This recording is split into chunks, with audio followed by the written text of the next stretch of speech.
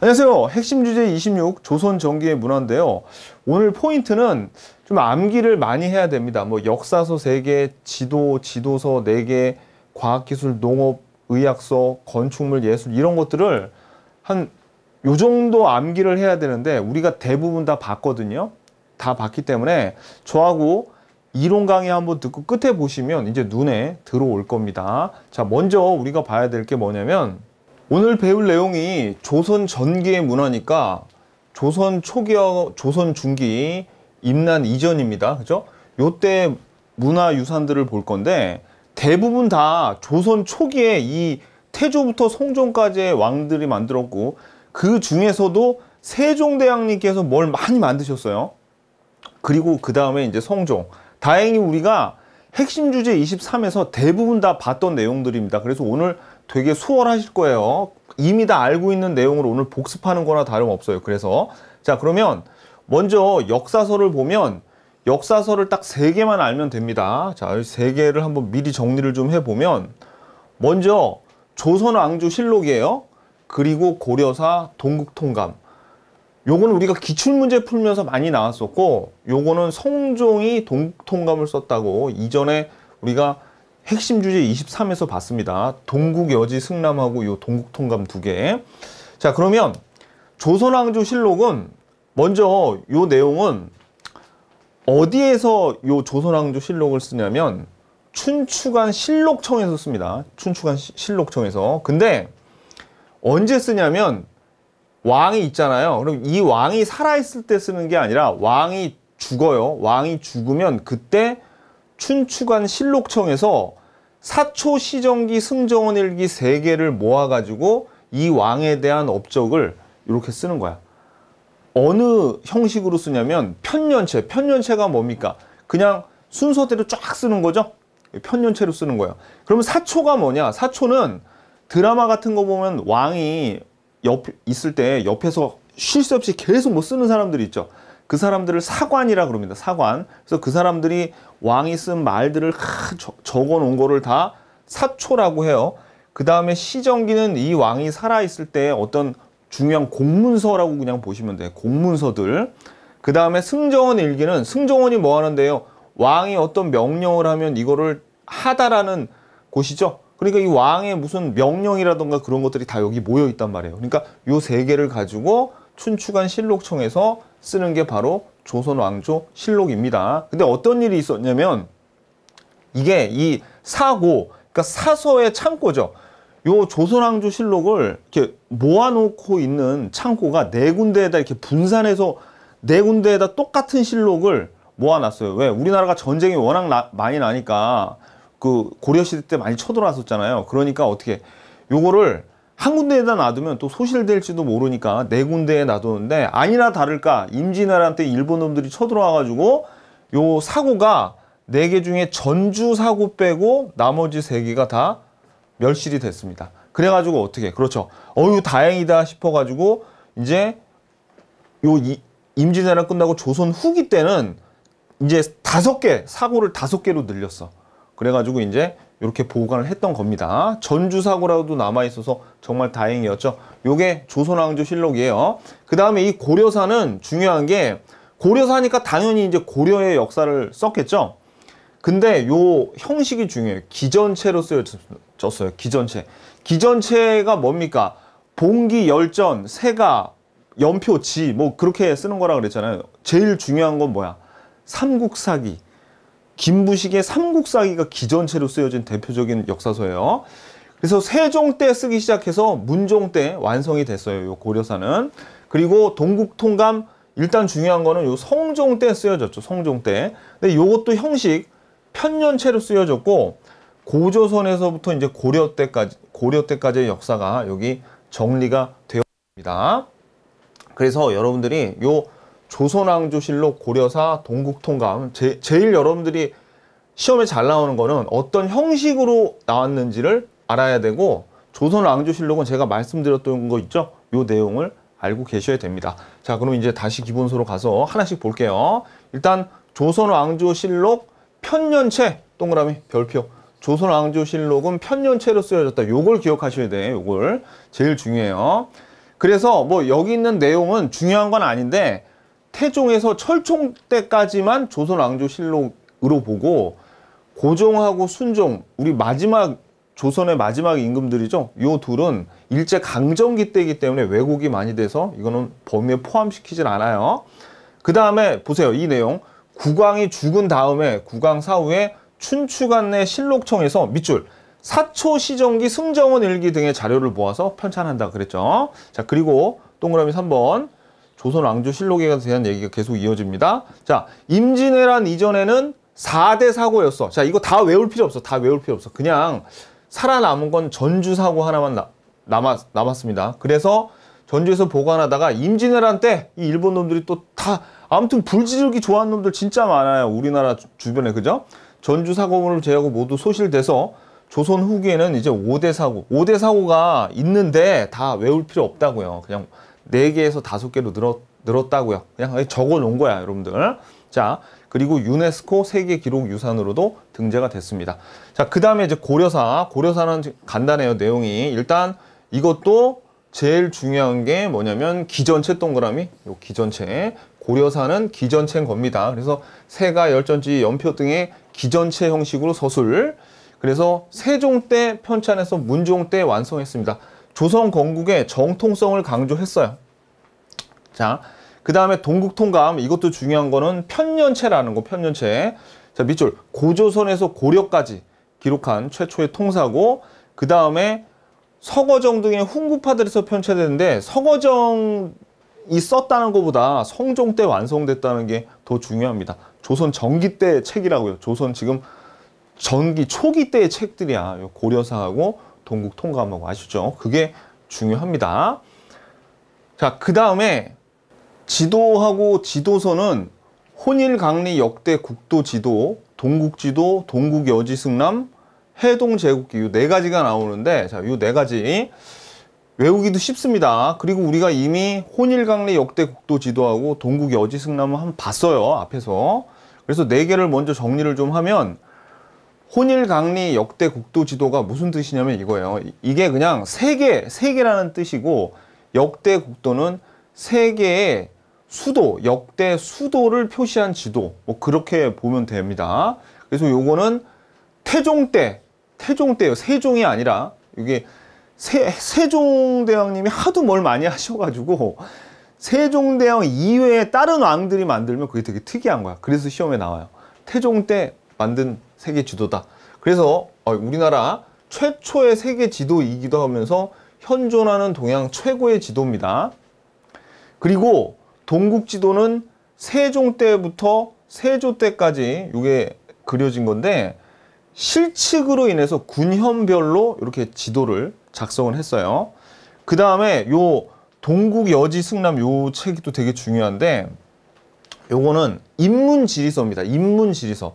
그러니까 인문지리서라는 게 뭐냐면 지도가 아니에요. 지도가 아니라 지도도 있고 그 지도에 왜 우리 여행책자 같은 거 보면 이런 거 나오죠. 예를 들어서 어디 울산에 갔다. 그럼 뭐 이 울산에는 여기 뭐 현대 자동차가 있고 그 다음에 여기에 사는 사람들의 인심이 후하고 뭐 이제 그런 내용들이 있는 거예요. 그러니까 어떤 지리만 있는 게 아니라 그 지방의 풍속이라든가 인물 뭐 그런 내용들이 다 포함이 되어 있는 겁니다. 그러니까 예를 들어서 이런 거죠. 어떤 새로운 수령이 어떤 지방에 울산 쪽에 만약에 수령으로 간다. 그 울산에 있는 군이나 현에 수령으로 가게 되면 먼저 이 책을 보는 거야. 그래서 아, 이 동네가 대충 이렇구나라는 거를 알고 가는 거겠죠. 그러니까 이게 인문지리서예요. 인문지리서. 그리고 여기는 당군신화가 또 수록이 돼 있습니다. 아, 당군신화하면 우리 고려시대 때 역사서 2개 생각하셔야 되는데 어떤 거? 일연의 삼국유사, 이승휴의 제왕운기 꼭 생각하셔야 돼. 요거 당군신화가 수록돼 있어요. 동국여지승남. 그 다음에 해동제국기는 이거는 신숙주가 일본 다녀와서 쓴 책이에요. 요거만 기억하면 돼. 해동제국기는 요거. 자, 그래서 먼저 혼일강리 역대 국도 지도 요거 한번 어떻게 생겼나 볼게요. 지금 보면 되게 못 그린 것 같지만 이 당시에는 이 정도 지도면 상당히 괜찮은 지도에 속했고, 특징이 중국은 엄청 크게 그렸는데 우리나라도 중국보단 적게 그렸지만 나름대로 크게 그렸죠. 그리고 나머지 나머지 세 개는 좀 너무 이렇게 좀 잘 못 그린 그런 게 있으니까, 우리나라 크기로 봐서는 이거는, 그러니까 중국을 가운데다 놓고 중국만 제일 크잖아요. 이걸로 봐서는 중국에 대한 어떤 그 중화 사상도 조금 있었던 것 같고, 그 다음에 우리나라 크기를 이렇게 실제보다는 좀 크게 그렸죠. 요걸로 봐서는 우린 넘버 2야. 뭐 그런 어떤 자주 의식도 볼 수 있는 그런 지도라고 볼 수 있습니다. 근데 그런 해석이 중요한 게 아니고, 그런 해석이 중요한 게 아니에요. 그냥 태종 때 만들어진 세계 지도야. 현존하는 동양에서 가장 오래된 세계 지도. 우리나라에선 최적으로 오래된 세계 지도. 자, 혼일강리 역대 국지도. 이거 시험 잘 나와요. 이 태종 때, 태종 동그라미.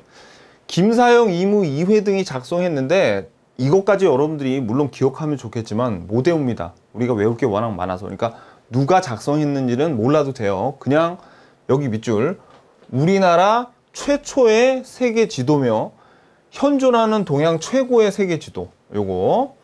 그리고 뜻은 온 세상의 영토와 역대 왕조들의 수도를 한데 그려 넣었다는 뜻입니다. 자, 그 다음에 세종에서 세조 때에 걸쳐 정척, 양성지 등이 제작한 지도인데, 밑줄, 실측을 통해서 전국을 9년별로 지도를 만든 후 이를 모아 만든 지도. 요거 실측을 통해서 만들었습니다. 동국지도. 자, 그 다음에 116페이지 동국여지승남. 요거는 동국이니까 우리나라를 뜻하는 거고, 여지는 요 여자가 수레 여자예요. 여기 땅지자고. 그래서 마치 수레를 타고 다니면서 승남이, 그러니까 명승지를 관람하는 것처럼 수레를 타고 다니면서 그 지방을 보면서 거기에 대한 내용들을 적다. 뭐 그런 의미입니다. 그래서 동국여지승남. 그래서 중요한 거는 인문지리서. 그래서 성종 동그라미. 성종 때 써졌어요. 성종 때. 팔도 지리지와 그 다음에 세종실록 지리지 등을 참고하여 노사신, 강희맹 등이 저술한 최대의 인문지리서. 자, 밑줄, 각 구년의 연역, 지세, 인물, 풍속, 산물, 교통 등이 자세히 수록이 아니고 수록이 되어 있습니다. 수록. 요 오타가 났네요. 수록. 그 다음에 밑줄, 요거 당군신화 수록됐네. 당군신화. 그죠? 그러면 옆에다 적어놔야죠. 당군신화가 수록된 거 더 있는데, 일단 우리가 알고 있는 거라도 적자고요. 지금 고려시대 때 삼국유사하고, 그죠? 일연의 삼국유사, 그 다음에 이승유의 제왕운기. 요거 적어놔야지. 다 당군신화가 수록되어 있습니다. 그 다음에 해동 제국기 밑줄. 요거는 신숙주 동그라미. 그 다음에 일본 다녀와서 일본의 정치, 사회, 지리 등을 정리해서 저술했습니다. 요 내용. 오케이. 자, 그 다음에 윤리의례서는 우리가 이미 다행히 다 앞에서 봤던 거예요. 제가 삼강행실도 세종 때, 국조 오레이 성종 때, 그죠? 그래서 이건 충신, 효자, 연료등에 대한 내용을 그림 동그라미. 글만 있는 게 아니라 그림까지 곁들여서 설명한 게 바로 삼강행실도입니다. 그 다음에 성종 때 신숙주, 정척 등이 국가의 여러 행사에 필요한 의례를 정비한 의례서. 요거 두 개. 이건 이미 알잖아요. 그러니까 오늘은 뭐 좀 쉬어도 되지. 이미 알고 있으니까. 그죠? 네, 그 다음에 과학기술을 보겠는데, 여기서도 우리가 앞에서 배운 내용이 많고요. 그리고 세종 때 장영실이 발명한 것들이 대부분이기 때문에 우리가 익히 알고 있는 내용입니다. 그러니까 한번 보자고요. 일단 우리가 세종 때 배운 칠정산, 요 별표, 칠정산 기억나시죠? 요게 역법서인데, 여기서 칠정이 뭐냐면은 7개의 별이에요. 7개. 그러니까 뭐냐면 태양하고 달 2개에다가 우리 태양계에 있는 수, 금, 지, 화, 목, 토 있죠. 그래서 지구 빼고 수, 금, 화, 목, 토 요거 5개 더하기 태양하고 달하면 7개죠.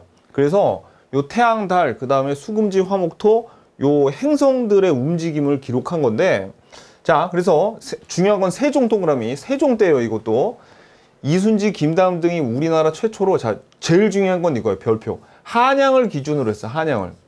한양을 기준으로. 왜냐하면 이때까지는 원의 수시력이라던가 그런 걸 사용하고 있어가지고 어디를 중심으로 했냐면 북경을 중심으로 하고 있었던 거예요. 그런데 이제 별자리를 북경에다 맞추고 하다 보니까 좀 안 맞아. 그래가지고 어떻게 한양을 기준으로 했다는 거야. 한양을 기준으로. 그래서 요거는 칠정사는 원의 수시력을 참고로 한 거는 4편. 그 다음에 아라비아의 회회력을 참고로 한 거는 외편. 그래서 우리가 칠정산 내외편이라고 부르던가 아니면 칠정산 내편, 외편 그렇게 부릅니다. 2개가 있어요.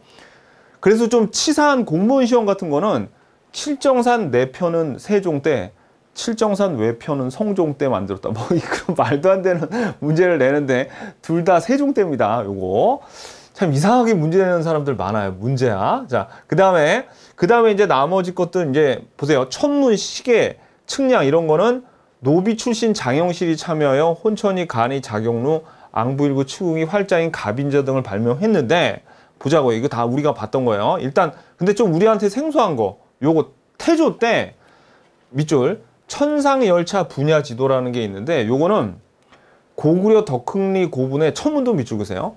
천문도라는 고구려 때부터 아무튼 우리나라 사람들이 조상님들이 이런 역법에 굉장히 뛰어나가지고 고구려 때 돌자리를 이미 새겨놨는데 고구려가 망할 때 이 새겨놓은 천문도가 대동강에 가라앉아 있었어요. 바위에 새겨놓은 게. 그래가지고 그거를 조선시대 때 태조가 발견해가지고 요거를 별자리 모습의 돌에 새겼습니다. 그게 천상열차 분야지. 그러니까 고구려에 있는 천문도를 다시 돌에다가 새긴 거야.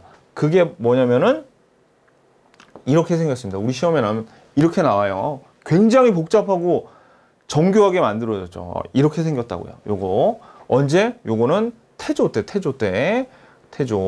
그래서 중요한 거는 천상열차 분야 지도는 고구려하고 관련이 있어. 고구려 천문도하고 관련이 있다.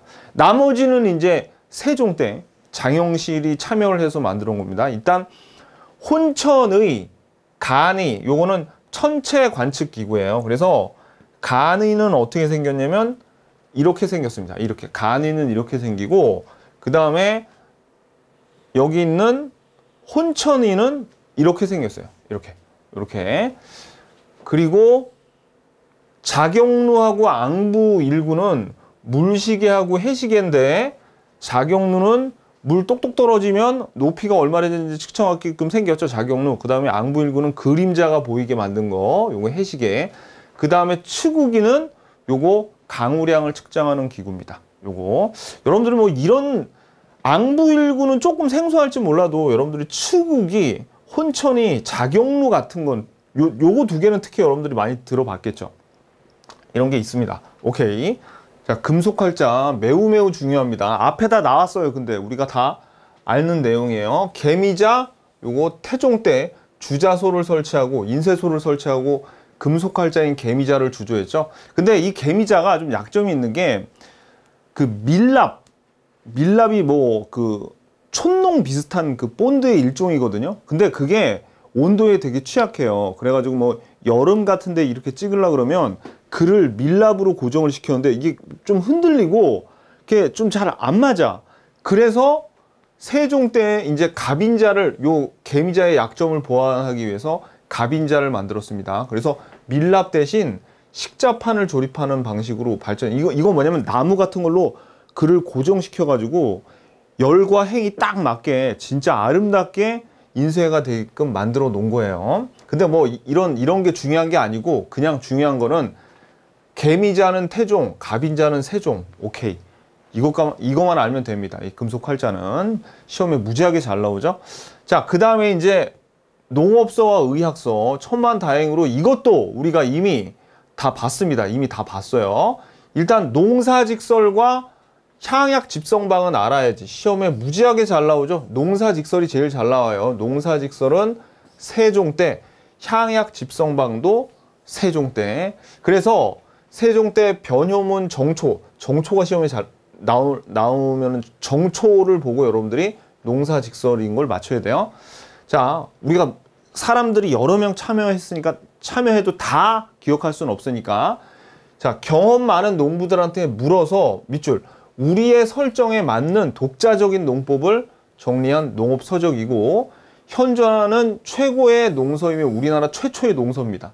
농사직설이 우리나라 실정에 이 경험 많은 농부들한테 일일이 다 물어봐가지고 우리나라 실정에 맞게 지은 우리나라 최초의 농서예요. 그 다음에 향약 집성방도 나왔었죠. 요게 우리나라 실정에 맞는 약초와 치료 방법을 정리한 의학서적. 요거 향약 집성방. 요거 두 개랑 헷갈리면 안 되는 게 고려시대 농상집요하고 고려시대 향약 구급방하고 헷갈리면 안 된다 그랬어요. 자, 그 다음에 이제 새로 나왔어. 요 두 개는 새로 나왔는데 사실 요 둘은 농사직설과 향약 집성방에 비하면 많이 중요도가 떨어집니다. 그러니까 한번 일단 보자고요. 의방유치 뭐 좀 재채기하게 생기지 않았어요? 애취, 의방유치 하면서 재채기를 했나? 자, 아무튼 의방유치. 그러니까 요거는 뭐와 관련된? 요것도 근데 세종 때예요. 동양 최대의 의학 백과사전입니다. 의방유치. 자, 그러니까 이제 재채기하는 병에 걸렸으니까 5만 가지 백과사전을 의학과 관련된 백과사전을 썼다. 아, 너무 어거지다. 제가 생각해도 그죠? 제가 생각해도 너무 어거지입니다. 근데 그냥 한번 여러분들 제가 그랬을 때 한번 비웃었죠. 그럼 외워져. 그럼 외워져요. 선생을 한번 손가락질하면서 욕하면서 비웃으면 외워집니다. 의방유치. 그 다음에 동양 최대의 의학 백과사전. 그 다음에 금양장록은 발음도 잘한데. 자, 요거는 성종 때 강희맹이 요 금양이 시흥에 지금 시흥 지방인데 요걸 중심으로 한 경기지방 농사법을 정리한 농서래요. 한번 그냥 알아두세요. 이거는 그냥 한번 기억해 둬서 기억이 되면 좋은 거고 안 되면 할 수 없고. 요거는 금양장로까지는 제가 시험에 나와가지고 우리 기출이 되기 때문에 여기 실어놨긴 했는데 이 두 개에 비해서 나머지 두 개는 그래도 출제 빈도나 중요도가 많이 떨어집니다. 그러니까 아무튼지간에 우리가 핵심 23에서 봤던 요 두 개는 꼭 기억하셔야 돼. 요거 두 개는 3번까지 기억하시면 좋은데 4번은 옵션. 잊어버리면 뭐 어쩔 수 없는 겁니다. 이거는 우리가 외울 게 너무 많잖아요. 그죠? 자, 그 다음에 4번은 무기, 신기전. 요거는 화살 100개를, 자, 신기전. 요것도 세종 때입니다. 화살 100개를 꽂아가지고 한꺼번에 쏠 수 있는 일종의 로켓포. 신기전이라는 영화도 나왔었습니다. 옛날에 영화 신기전. 다음엔 건축물을 보겠는데요. 건축물 중에서 제일 중요한 거는 요 원각사지 10층 석탑이죠. 왜 중요하냐면 요게 우리 고려 시대에 배웠던 경천사지 10층 석탑의 영향을 받았어요. 근데 경천사지 10층 석탑이 원나라의 영향을 받은 거죠. 그래서 요 우리가 고려 시대 때 배웠던 경천사지 10층 석탑과 원각사지 10층 석탑이 거의 똑같이 생겼어요. 이거 봐, 여기서 이렇게 팍 꺾어지는 거 똑같죠? 팍 꺾어지잖아. 여기도 팍 꺾어지고 조각까지도 매우 흡사하고요. 근데 우리 시험에 그래서 사진으로 얘네 둘을 딱 내놓고 비겁하게 어느 게 경천사지 10층 석탑이 이렇게는 안 나와요. 굉장히 비슷하거든요. 근데 차이는 여기 상륜부가 여기 경천사지 같은 경우에 남아있는데 멸실이 됐습니다. 그래서 여기가 짧죠. 상륜부 부분이. 그거 참고로 알아두시고, 그 다음에 합천해인사 장경판전. 요거는 원래 해인사 자체는 요거는 통일신라 시대 때 만들어졌고요. 그리고 요 장경판전이 요게 8만 대장경을 보관하기 위해서 만들었어요. 요거를. 근데 대장경은 고려시대에 만들어졌죠. 그래서 요 해인사의 장경판전을 만들었는데 언제 만들어졌는지 정확하게는 모르지만 조선 초에 만들어졌을 것이다 라고 하고요. 기록에는 세조 때 요 장경판전을 좀 더 증축해서 만들어라. 그 다음에 성종 때는 여기를 좀 보수공사를 해라. 그런 기록들이 남아져 있거든요. 그래서 여러분들 요게 8만 대장 견이 아니라 경이죠. 팔만대장경뿐만 아니라 요 장경판전도 유네스코의 문화유산으로 등재가 되어 있습니다. 요 팔만대장경을 보관하는 장소인 장경판전도 유네스코에 등록이 되어 있어요. 제가 이거 앞에서 한번 말씀드렸죠. 원래 이거 요 장경판전에 있었던 걸 현대 그 박물관 같은 데 옮겼는데 막 에어컨 시설이랑 현대 온갖 기술을 동원해 가지고 요거를 잘 보관하려고 그랬는데 오히려 막 더 이게 목판으로 돼 있기 때문에 막 수축되고 막 그래가지고 다시 옮겨 왔던 겁니다. 엄청나게 잘 만든 겁니다. 그죠? 자, 그 다음에 종묘. 종묘는 역대 조선 왕과 왕비를 모신, 자, 그냥 종묘는 역대 조선의 왕과 왕비를 모신 사당이에요. 이것도 유네스코 세계문화유산에 등재가 되어 있습니다. 그리고 이 종묘에는 왕과 왕비의 위패를 모신 정전이 있고요. 우리나라 목조 건축물 중에 길이가 가장 긴 게 바로 요 종묘입니다. 요거 알아두시고, 요런 것도 시험에 나와요. 그래서 지금 요 세 개는 우리 시험에 굉장히 잘 나오고, 그 다음에 이제 궁궐을 볼게요. 궁궐.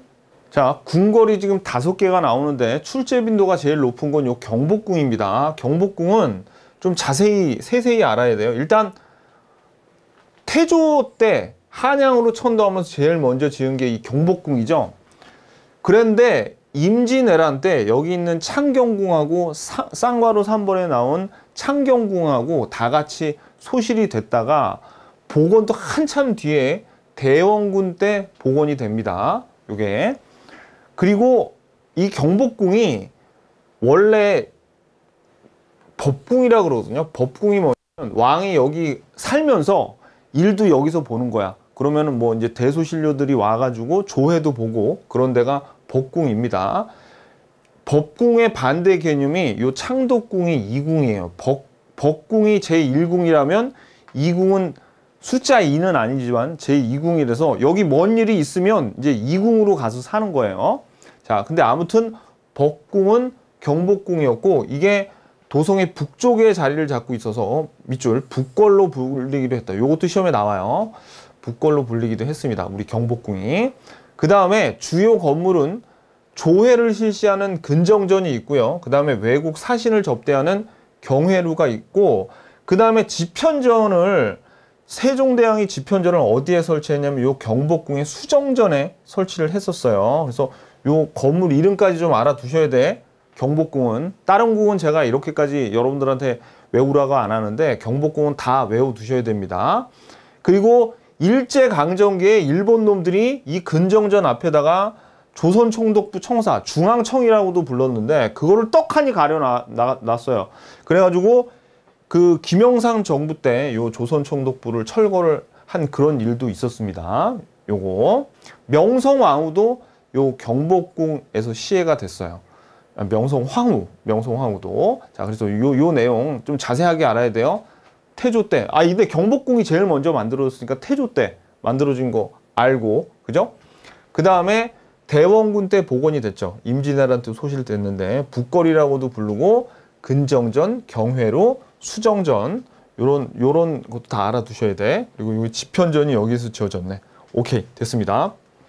자, 그 다음에 태종 때 이궁으로서 뭐가 만들어지냐면 창덕궁이 만들어집니다. 근데 이 창덕궁도 임진왜란 때 소실되었다가 광해군이 요거를 재건해요. 그래서 경복궁은 한참 뒤에 복원이 되죠. 그래서 조선 후기의 법궁의 역할을 한 게 창덕궁입니다. 창덕궁. 그래서 대부분의 왕들이 여기 살아요. 창덕궁에. 자, 그래서 임진왜란 때 경복궁, 창덕궁, 창경궁이 모두 화재로 소실됐는데 창덕궁이 가장 먼저 중건되어서 여기 조선 후기의 법궁 역할을 합니다. 그죠? 그리고 또 요거 나중에 뒤에서 배우겠지만 미리 배워두세요. 요거는 정조 때 규장각을 설치하는데 그게 요 창덕궁에 설치했어요. 창덕궁. 오케이? 오케이, 됐어요. 자, 창덕궁하고 좀 이따가 배울 덕수궁하고 헷갈리면 안 됩니다. 여러분들. 그 다음에 이제 창경궁은, 자, 요거 지금 창덕궁은 태종 때 만들었죠?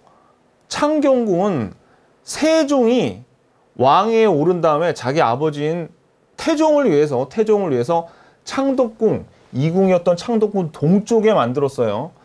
그래가지고 그 이후에 성종이 이 원래 수강궁이었는데 이게 수강궁을 크게 확장하고 궁의 이름을 창경궁이라고 했습니다. 원래는 수강궁이었는데 창경궁이라고 바뀌고, 이건 그냥 참고로 알아두시고. 자, 그래서 이 보세요. 창덕궁 동쪽에 있다 그랬죠. 요 창경궁. 그래서 이 창경궁과 창덕궁 여기가 경계가 없어서 여기 합쳐서 동궐이라고 불렸습니다. 동궐. 아까 경복궁은 뭐였어요? 북궐이었죠. 북궐. 근데 요 두 개를 합쳐서 동궐이라고도 불렸다. 그래서 창덕궁은 정치적으로 많이 쓰였고 창경궁은 생활의 공간으로 사용되는데, 이 일본 놈들이 또 일제시대에 요거를 동물원과 식물원을 설치해놓고 창경원으로 격화시키기도 했어요. 여러분들 뭐 부모님 세대나 그런 분들은 창경궁보다는 창경원으로 더 많이 알고 계신 분들이 많을 겁니다. 옛날에는 창경원이었어요. 창경궁으로. 자, 이런 나쁜 놈들이 있어요, 진짜. 생각수로 열받네. 자, 아무튼지간에 아무튼 일본 놈들 하는 짓 보면, 자, 그 다음에 119페이지 보겠습니다. 감정을 최대한 억누르려고 그래도 얘네들이 한 짓 보면은 진짜. 자, 아무튼 볼게요. 자, 그 다음에 덕수궁 보시죠. 덕수궁 119페이지. 덕수궁은 요거는 원래 임진왜란 때 궁 3개가 다 불타 없어졌잖아요. 그래가지고 다시 선조가 이제 돌아온 다음에, 한양으로 돌아온 다음에 성종의 형이었던 월산대군의 사절을 임시 궁궐로 사용을 하고 있는데, 나중에 광해군이 여기를 정식 궁궐로 삼아서 이름을 경운궁으로 했습니다. 그냥 요거는 참고. 덕수궁의 사연이 이렇구나. 요 정도 알아두시고. 그래가지고 근데 사실은 이 덕수궁은 뒤에 훨씬 중요해요. 뒤에. 왜냐면 고종이 대한제국을 선포하고 이제 황제 자리에 오를 때 대한제국의 황궁을 경운궁으로 사용했어. 그리고 여기다가 제일 중요한 게 조선 후기에 중요한 건축물이 석조전이 나오거든요. 석조전을 이제 덕수궁에 짓습니다. 그래가지고 원래 이름이 경운궁이었는데 요 고종이 황위에서 물러나니까 순종이 아버지가 좀 오래 사시라고 고종의 장수를 빌면서 덕수라는 궁호를 지어서 덕수궁이 됐어요. 그죠? 그러니까 여기는 사실 덕수궁은 그렇게 중요한 내용이 없는데 요 석조전 때문에 중요합니다. 사실 석조전 때문에 고종이 그리고 대한제국 황궁으로 아관 파천 이후에 일로 돌아와서 여기를 황궁으로 사용했다는 거 뒤에 나와요. 그래서 아직은 몰라도 되지만 뒤에 그 대한제국을 배울 때 요 내용이 나옵니다. 그러니까 알아두세요. 자, 그리고 또 뭐가 나오냐면 나중에 배우겠지만, 좀 이따 배우겠지만, 광해군이 임목대비를 경운궁에 유폐를 시킵니다. 경운궁에. 그리고 경희궁이 있는데 이건 그냥 한번 읽어보세요. 서골로 불렀고 창덕궁이 중건된 이후에 광해군이 새로 지었는데 경희궁은 그렇게 우리 시험에 나올 게 없습니다. 그래서 제일 중요한 거는 아무튼 간에 요 경복궁은 무조건 자세히 알아야 되고요. 그 다음에 창덕궁은 얘네가 2궁이었고 나중에 규장각을 짓네. 요거. 그러니까 이 궁궐하고 연결돼 있는 내용 있죠. 그거를 좀 알아둬야 돼. 요거. 그 다음에 창경궁도 뭐 여러분들이 그냥 요거 보시고 동궐로 불렀다는 거. 요거 창덕궁과 함께. 그리고 창경원으로 격화되기도 했고 일제강점기에. 그 다음에 덕수궁이 요 나중에 뒤에 가면 되게 중요해져요. 요 내용까지. 오케이. 됐습니다. 자, 경희궁은 한번 보시고. 자, 그리고 이제 예술에 대한 내용. 악학괴범. 이거 성종 우리 앞에서 여러 번 봤죠. 요거 너무너무 중요합니다. 요거는 악학괴범 성종. 요거 앞에서 뭐랑 헷갈리면 안 돼. 이게 세종이 안 했다는 게 중요해요. 이게 세종이 아니라 성종 때 요 조선시대의 의궤와 악보를 정리해서 편찬한 음악 이론서입니다. 요거 앞에서 박기의 망정이지 큰일 날 뻔했어요. 분청사기도 요거 우리 고려시대 때 한번 봤어요. 그래서 청자에다가 백토를 이렇게 분칠하듯이 바른 거예요.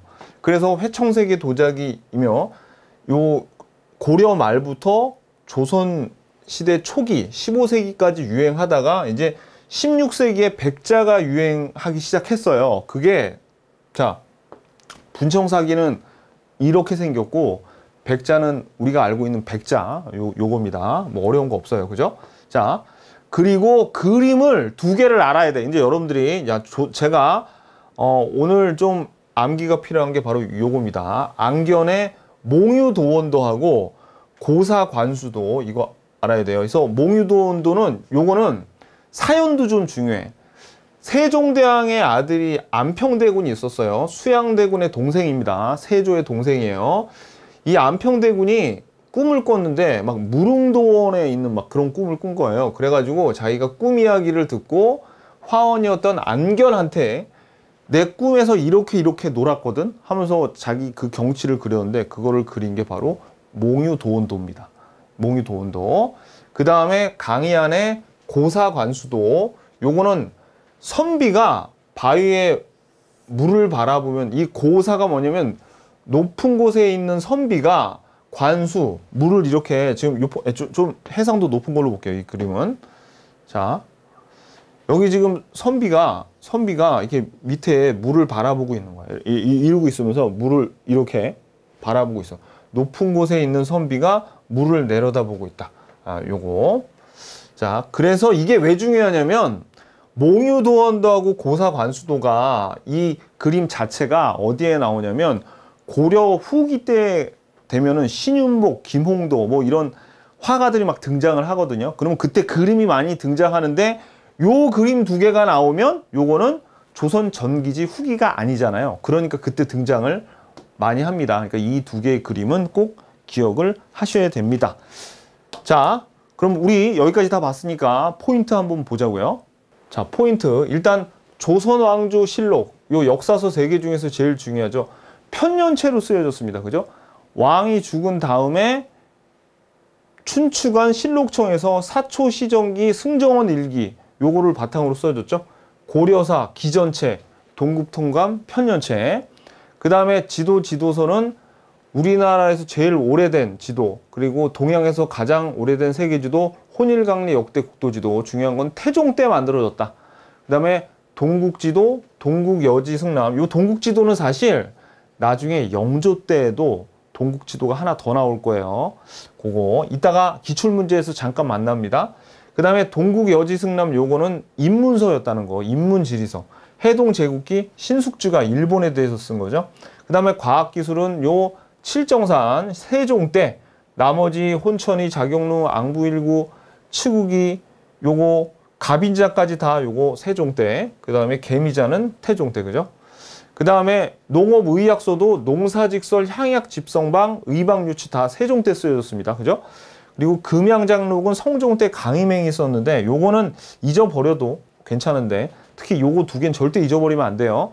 그리고 건축물은 원각사지 10층 석탑하고 궁 5개 중에 경복궁을 위주로 아셔야 되고요. 그 다음에 예술품은 분청사기가 고려 말에서 15세기까지 유행하다가 이제 점차 백자가 유행하게 되고, 앙견의 몽유도원도, 그 다음에 고사관수도 2개는 여러분들이 그림까지 다 알아두셔야 됩니다. 아셨죠? 요거만 완벽하게 알고 계시면 문제는 다 풀리거든요. 기출문제 풀러 가자고요.